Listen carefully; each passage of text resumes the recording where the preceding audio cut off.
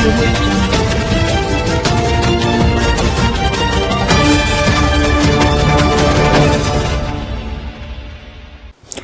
मैं प्रिया। आप देख रहे हैं आंचलिक खबरें, अपनों की खबर आप तक। आइए नजर डालते हैं दिन भर की टॉप 10 पर। डिजिटल कुंभ बना आकर्षण का केंद्र, 90,000 से ज्यादा श्रद्धालु पहुंचे। रोजाना 8,000 श्रद्धालु ले रहे डिजिटल कुंभ का आनंद। डिजिटल कुंभ लोगों को खास आकर्षित कर रहा है, जहां रोजाना 7 से 8,000 लोग इसका आनंद ले रहे हैं। अब तक 90,000 से अधिक लोग इसे देख चुके हैं। शनिवार को करीब 8,000 श्रद्धालु पहुंचे, जिनमें से कई ने कहा कि ऐसा महसूस हो रहा है मानो समुद्र मंथन के समय मौजूद हो। डिजिटल दीपदान भी लोगों को खूब लुभा रहा है।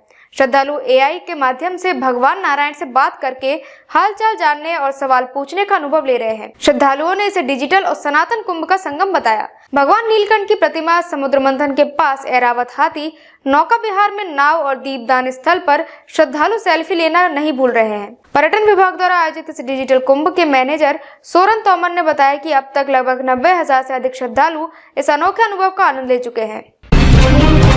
महाकुंभ में गृह मंत्री अमित शाह का आगमन, संगम स्नान और संत दर्शन का कार्यक्रम। गृह मंत्री अमित शाह आज महाकुंभ नगर में 7.5 घंटे का विशेष प्रवास करेंगे, जिसमें मुख्यमंत्री भी उनके साथ रहेंगे।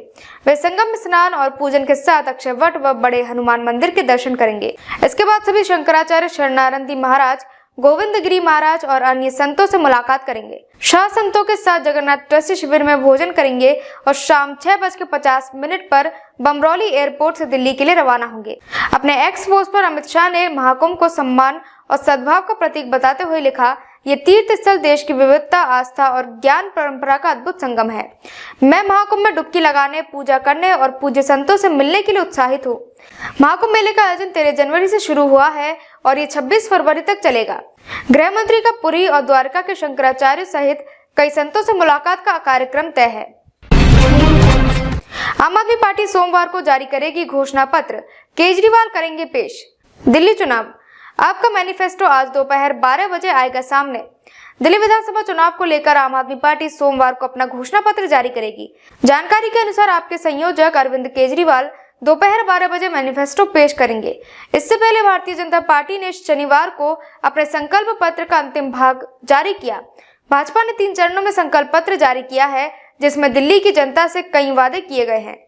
तीसरे और अंतिम भाग को केंद्रीय गृह मंत्री अमित शाह ने प्रस्तुत किया। अपने संबोधन में अमित शाह ने कहा, आज मैं दिल्ली 2025 विधानसभा चुनाव के लिए भाजपा के संकल्प पत्र का अंतिम हिस्सा जारी करने आया हूं।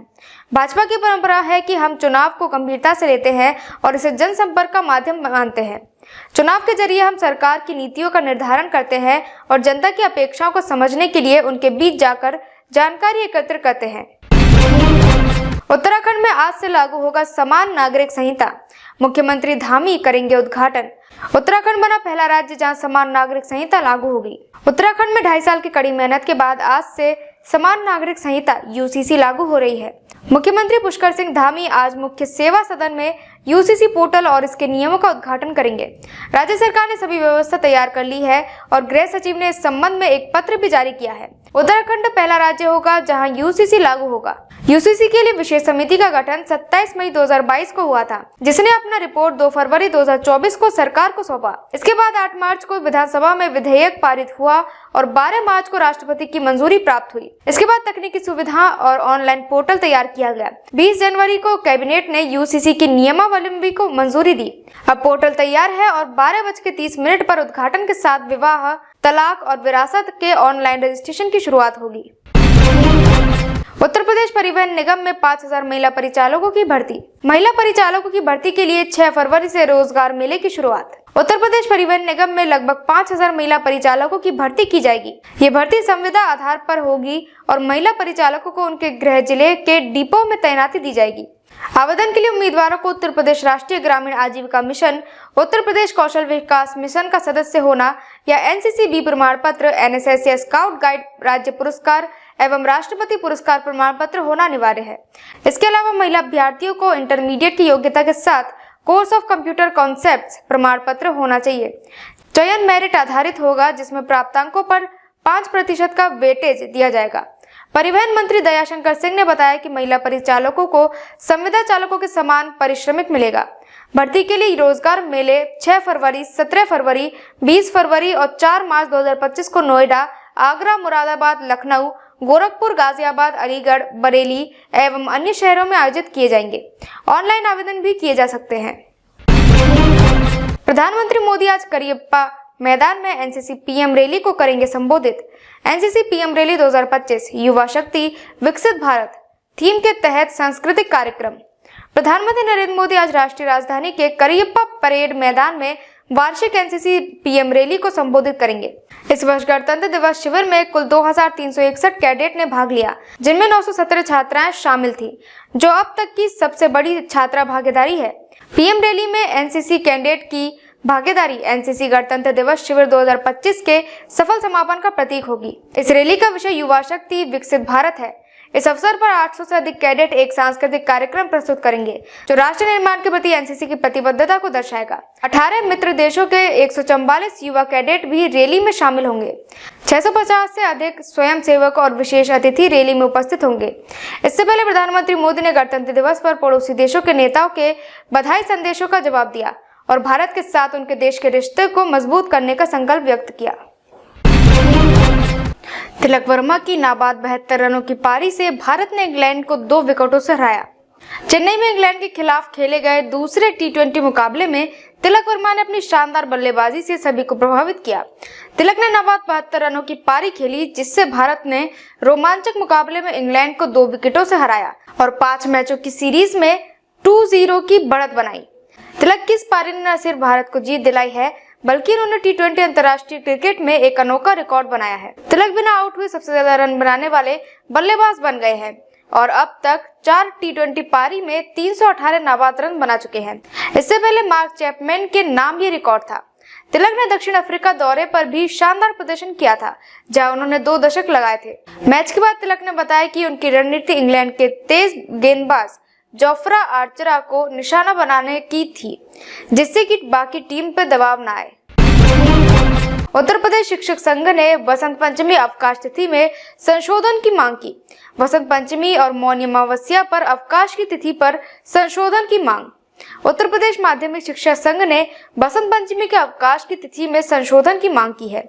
संघ के प्रदेश अध्यक्ष चेत नारायण सिंह ने पत्र भेजकर बताया कि अवकाश तालिका में बसंत पंचमी का स्नान 2 फरवरी को दर्शाया गया है, जबकि ये पर्व 3 फरवरी को है, इसीलिए अवकाश 3 फरवरी को घोषित किया जाए। उन्होंने मौनी अमावस्या 29 जनवरी पर भी अवकाश की मांग की है। शिक्षक संघ शर्मा गुट के प्रदेश अध्यक्ष सुरेश कुमार त्रिपाठी ने भी यही मांग की है। विशिष्ट बीटीसी शिक्षक वेलफेयर एसोसिएशन ने मुख्यमंत्री योगी आदित्यनाथ से 144 वर्ष बाद पड़ रहे महाकुंभ के अवसर पर 3 दिन का सार्वजनिक अवकाश देने की मांग की है, ताकि शिक्षक और कर्मचारी धार्मिक अनुष्ठान और स्नान में भाग ले सके। वहीं प्रयागराज महाकुंभ के चलते वाराणसी में 5 फरवरी तक कक्षा 1 से 12 तक के सभी स्कूलों की पढ़ाई ऑनलाइन होगी। ये निर्णय जिलाधिकारी के निर्देश पर लिया गया है। शिवराज सिंह चौहान ने पेश किया खेत से उपभोक्ता तक मॉडल।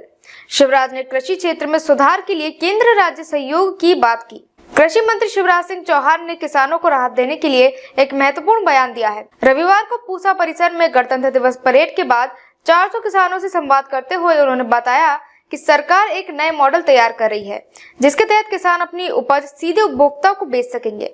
इससे बिचौलियों की भूमिका कम होगी और किसानों को बेहतर लाभ मिलेगा। चौहान ने कृषि को भारतीय अर्थव्यवस्था की रीढ़ और किसानों को उसकी आत्मा बताते हुए कहा कि केंद्र और राज्य सरकार किसानों के कल्याण के लिए मिलकर काम करेगी। उन्होंने एमएसपी पर फसल की खरीद, कृषि विज्ञान केंद्रों की सुदृढ़ करने और प्राकृतिक खेती को बढ़ावा देने जैसी योजनाओं का उल्लेख किया। इस बीच शिवराज ने अरविंद केजरीवाल पर निशाना साधते हुए उन्हें झूठे वादों के लिए चेतावनी दी और उन्हें धोखेबाज कहा। दिल्ली में गणतंत्र दिवस पर तापमान 23.7 डिग्री सेल्सियस तक पहुंचा। 8 वर्षों में सबसे गर्म दिन 26 जनवरी को तापमान सामान्य से 2 डिग्री अधिक। तापमान में उतार चढ़ाव जारी। दिल्ली में इस साल गणतंत्र दिवस पर मौसम रिकॉर्ड पर सबसे गर्म रहा, जिसमें 23.7 डिग्री सेल्सियस अधिकतम तापमान दर्ज किया गया, जो सामान्य डिग्री से 2 डिग्री अधिक था। भारत मौसम विज्ञान विभाग के अनुसार ये 26 जनवरी 2017 के 26.1 डिग्री सेल्सियस के बाद सबसे उच्च तापमान था। पिछले कुछ वर्षों में दिल्ली का तापमान 26 जनवरी को काफी उतार चढ़ाव में गुजर रहा है। जैसे 2024 में यह 20.6 डिग्री, 2023 में 17.3 डिग्री और 2022 में 16.4 डिग्री सेल्सियस था।